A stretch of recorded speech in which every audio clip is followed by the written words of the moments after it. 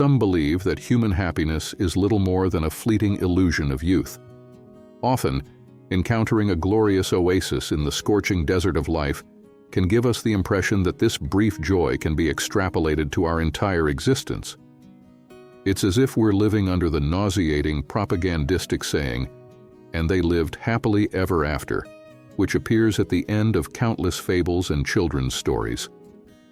For this reason, many authors have sought to define the ambiguous term happiness with careful precision, ensuring it is not confused with related concepts like joy, tranquility, or pleasure. But is it truly possible to speak of a state of happiness that can be sustained over the medium to long term? If so, what exactly would it consist of? The truth is that it's challenging to offer a concrete answer or a definitive perspective. This is why the author chose to begin a series of discourses aimed at exploring the different aspects of happiness. Undoubtedly, the best place to start is with one of the most emblematic philosophers of ancient Greece and the father of Western philosophy, Aristotle. Are you ready to unravel the enigma of the F factor? Let's return to the classics once again and begin. Aristotle's position is clearly teleological. That is, he believed that there is a purpose or reason behind all human activity, whether we are aware of it or not. Without a purpose, we would be acting aimlessly, falling into absurdity. When it comes to different activities, various purposes can be highlighted. For instance, health is the purpose of medicine, the ship is the purpose of shipbuilding, victory is the purpose of strategy, wealth is the purpose of economy, and so on. Aristotle drew a distinction, yet recognized a connection, between two types of ends. On the one hand, the primary or ultimate end is the goal or purpose for which something is done. On the other hand, secondary ends are the means or instruments that serve a certain purpose, sometimes primary, sometimes secondary. That is, ends sought only for the sake of something else. Aristotle expressed this insight with exemplary clarity. There is an ultimate end for every act we desire for its own sake, while other ends are pursued only to achieve that primary end. Yet, we don't act in all circumstances to move from one end to another, because if that were the case, we would be lost in an infinite regress, and our desires would be drained of meaning and rendered ineffective. So, what could be the primary goal of every human being? Almost all classical authors agree on the answer: happiness. From this starting point, philosophical projects have emerged with the goal of investigating and experiencing what happiness truly is and how it can be achieved. However, the decisive question, where unanimity breaks down, lies in whether the ultimate goal of all human action is a happiness of moral value. Depending on whether the answer is yes or no, different well-defined branches in the history of philosophy emerge. For example, some sophists linked happiness to obvious, tangible goods like pleasure, wealth, or honor, while others argued that individual differences among people are too vast to offer a general answer. A sick person might equate happiness with health, a poor person with wealth, and a lonely person with love. Affirming that happiness and morality are unequivocally linked brings us to the foundational trio of classical philosophy: Socrates, Plato, and Aristotle. Take, for instance, Aristotle's statement that all art, action, and reflective deliberation aim towards some kind of good. Following this line of thought, he conceived the good life as the intersection of two key elements: a happy life and a morally virtuous life. This conceptualization is known as eudaimonism. Etymologically, the Greek term eudaimonia is composed of eu, meaning good, and daimon, meaning spirit. At a superficial level, eudaimonia is often translated as happiness or well-being, but you might notice that doing so risks oversimplification. We're not just referring to a blessed daemon, but also directing our actions towards what is good for it. For Aristotle, both components are inseparable. Therefore, the most accurate and reliable interpretations of eudaimonia are ethical prosperity, human flourishing, or the good life.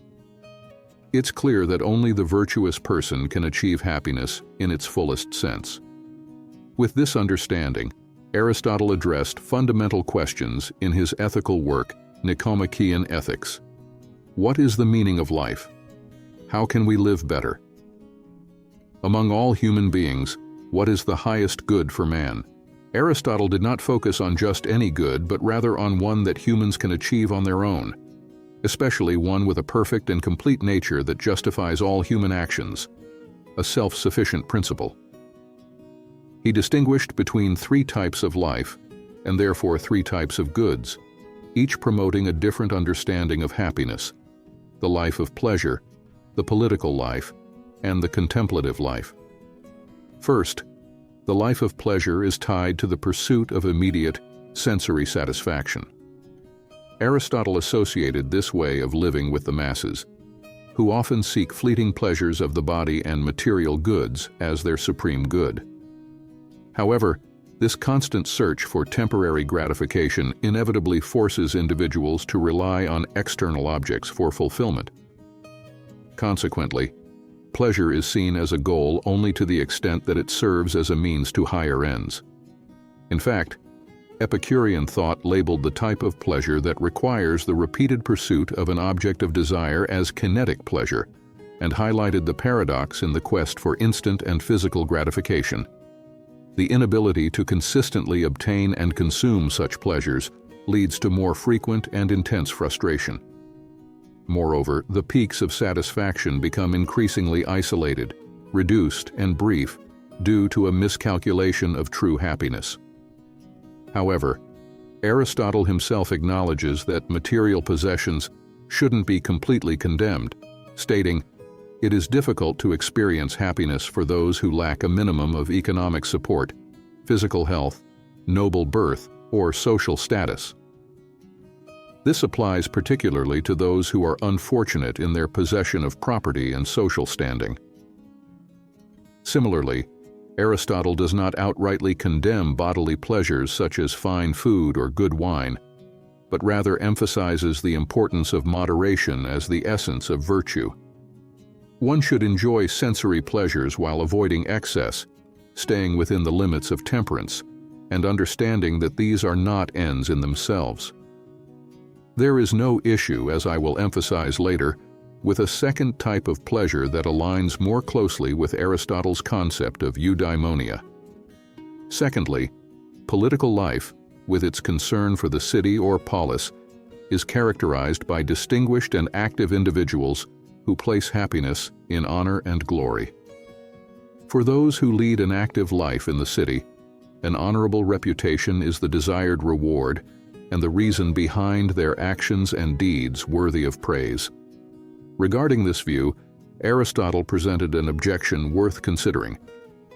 Honors are not personal achievements that depend solely on those who possess them.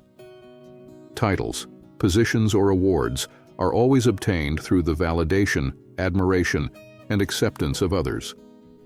Even if a ruler or merchant undertakes actions to satisfy their inner desires, their recognition still depends on the acknowledgement of a third party or community, thus violating the principle of self-sufficiency. These statements do not imply a complete rejection of political life. Playing a role within the polis is essential for reciprocal interaction with the social nucleus. A position that is neither privileged nor too isolated from the community can lead to difficulties for an individual. So what remains as the alternative? Thirdly, the intellectual or contemplative life involves dedicating oneself to the pursuit of truth and knowledge, an endeavor that, according to Aristotle, is mostly reserved for the truly wise. The author's efforts to demonstrate that the contemplation of knowledge is superior to the other 2 forms of life, due to its enduring, continuous, and self-sufficient nature, are not immediately gratifying but deeply significant. To explore this, Aristotle questioned the very essence of humanity to understand the ultimate purpose of our species. He began by explaining that the proper function of any being is the excellent development and realization of its nature. Let me now share an illustrative passage. The excellence of an object or a being lies in enhancing the attributes that make it effective in its natural role, ensuring it functions or adapts appropriately to its nature. For example, the excellence of an eye lies in its ability to see well, and the excellence of a horse in its capacity to gallop, carry its rider, and face the rider's enemies. Similarly, a human being excels when they effectively perform the function that defines their humanity. This is what gives a person their unique identity. So, what makes a human truly human? For Aristotle, it is the rational soul.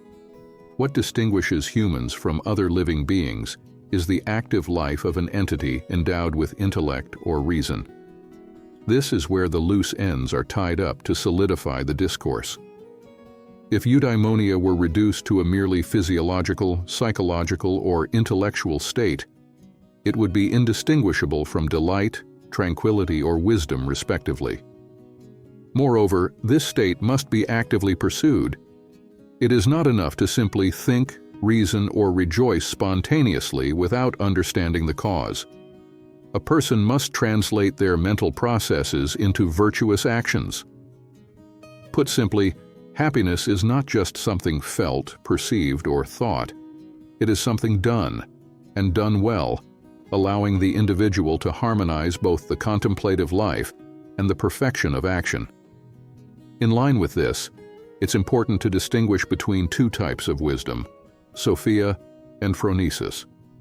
Sophia is wisdom applied to theoretical understanding, encompassing essential skills like distinguishing reality from fiction, evaluating the quality of information, and properly using deductive and inductive reasoning. This type of wisdom corresponds to intellectual virtue, which involves thinking about how and why we should act to effect change, learning through education to identify, know, and contemplate the means to achieve objectives that improve our lives. Phronesis, on the other hand, is practical wisdom, the application of the aforementioned concepts through action. This type of wisdom corresponds to moral virtue, the ability to actualize and refine our most significant desires, both for our own good and for the common good. Let me read a fragment that illustrates this dichotomy. Although young people may be experts in geometry, mathematics, and similar fields, we should not automatically conclude that they possess prudence. But what does it mean to act virtuously? Although Aristotle explored this notion extensively in his work on the golden mean, a quick review is useful to contextualize the broader essay. Virtue can be understood as a person's disposition to act in accordance with ideal principles such as goodness, truth, wisdom, justice, or beauty.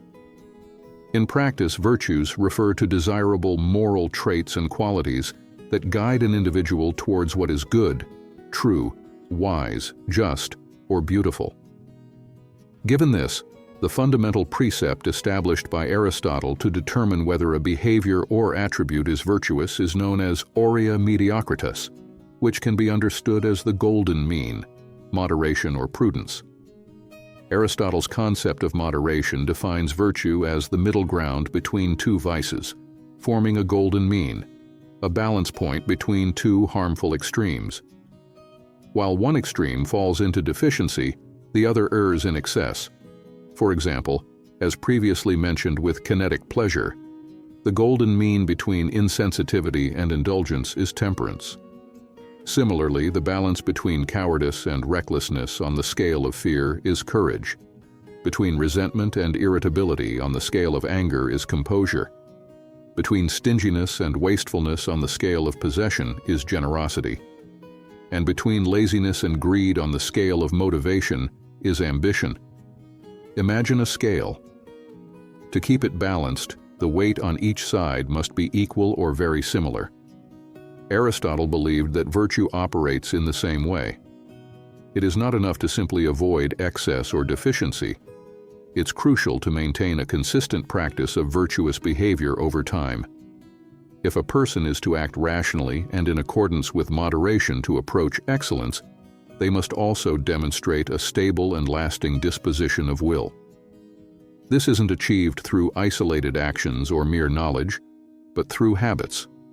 As Aristotle famously said, "We are what we repeatedly do, therefore excellence is not an act, but a habit." Just as one swallow does not make a summer, a brief period of reasonable behavior will not bring lasting happiness. Moral virtue requires knowledge of particular facts derived from experience, which only comes with time. For example, it would be illogical to describe a parent as kind to their children if they only treat them with affection and respect on special occasions, while ignoring or dismissing their concerns the rest of the time. Similarly, it would be meaningless for a 40-year-old to consider themselves disciplined in reading based on the books they devoured at 25. According to Aristotle, the person who consistently acts in the best possible way in various circumstances, by linking their actions to rational thinking and virtue without external compulsion or severe material or political constraints, will experience eudaimonia. Within this framework, the conditions are set for the flourishing of what Epicurus called static pleasures. Unlike kinetic pleasures, these do not depend on the fulfillment of specific desires, but are simply present or absent. Examples include professional fulfillment, a sense of gratitude, peace of mind, and freedom from existential fears. Although both Aristotle and Epicurus agree that courage and happiness are the ultimate goals of every human being, and that the best path to these goals is through virtuous action guided by reason, Aristotle sees a key difference. Virtuous activity is not pursued for pleasure. Rather, pleasure is the natural result of virtuous activity. In other words, well-being is the full expression of practical perfection, where pleasure and virtuous activity reinforce each other. Improvement in the habit brings pleasure, and pleasure enhances the habit. But how is this practical dimension of happiness manifested? Essentially, it depends on where a person directs their actions, through friendship and contemplation. On the one hand, friendship, or philia, is conceived as a relationship of mutual affection between two adults who take joy in each other's virtue.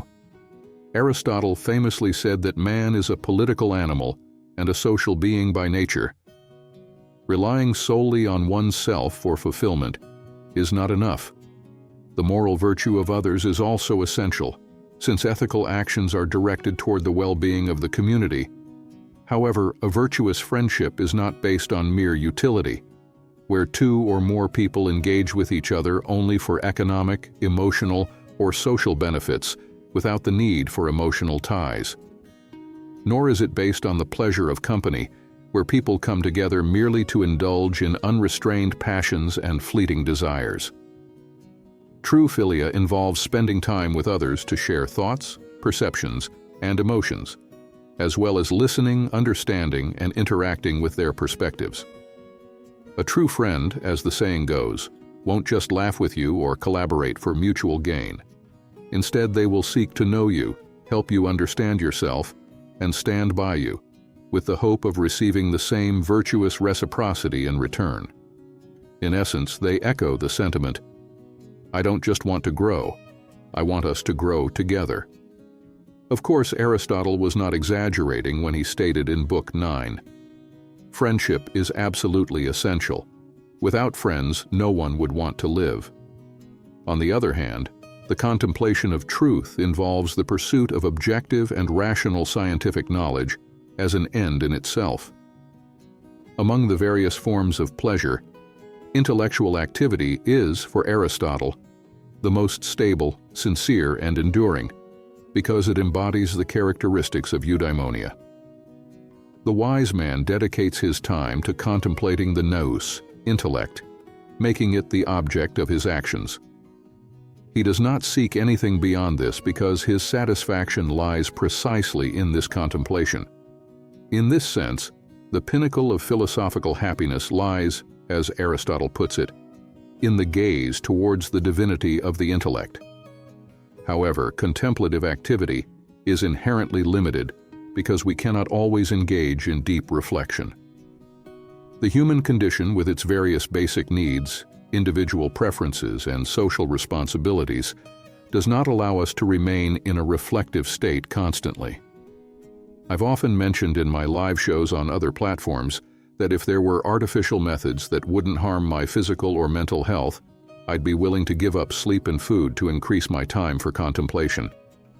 But for now, I'll have to settle for my speculative musings. Meanwhile, I strongly recommend that truth seekers watch the full documentary I created on this topic, where I explore the epistemological theory of correspondence, starting with Aristotelian principles. As a summary, I offer a glossary of questions based on the concepts presented in the video. Do you pursue instant and corporeal gratification, mistaking it for happiness? You might be confusing happiness with euphoria, delight, or joy. If that's the case, in what actions and contexts do you give too much importance to others' opinions based on your status, reputation, or popularity? Have you clarified and defined a hierarchy of principles and moral values? And if so, did you establish them through deliberate and rational thought? How could you connect this axiological system to specific practices and habits that lead you toward excellence, contributing to both your well-being and that of others? Who are the 3 friends you spend the most time with? Do you genuinely believe these friendships are beneficial to your life, or do they lean too much toward utility or pleasure? More importantly, do you think those same friends would reciprocate if you asked them this question? I'd love to read your answers in the comment box. Few things make me happier than engaging with you here week after week. At this point, there is a virtue Aristotle highlights above all others for its unifying and ordering role: justice. But it's not my place to delve into this complex and crucial topic right now. However, if this documentary reaches 6,000 likes and a significant portion of the audience requests it in the comments, I'll conclude the trilogy with a detailed analysis. For now, I suggest watching the video titled Dilemma of Injustice as a preparatory step, recapitulating the principle of the golden mean and reaffirming the need to establish ethical balance in life. Finding this balance isn't always easy. Aristotle himself notes that the point of balance between 2 extremes isn't always exactly in the middle, which is why some scholars prefer the term optimal instead of middle term. For example, the degree of composure expected when a coworker is 10 minutes late to a meeting might differ significantly from that expected after discovering an infidelity. Since ethics isn't an exact science, Aristotle made it clear that it would be inappropriate to seek mathematical precision in this branch of philosophy. Instead, ethical guidelines serve as analogical illustrations rather than literal rules. With that said, I'd like to summarize the discussion in less than 30 seconds. Ethical virtue is characterized by a series of habits, qualities, and beliefs that are consistent with each other, maintained over time, exercised voluntarily, and oriented toward goodness and justice. These virtues are practiced in moderation, avoiding the extremes of vice. When the human soul aligns with intellect in this way, the individual moves closer to excellence, or arete, whose ultimate result is the eudaimonic state, the good life.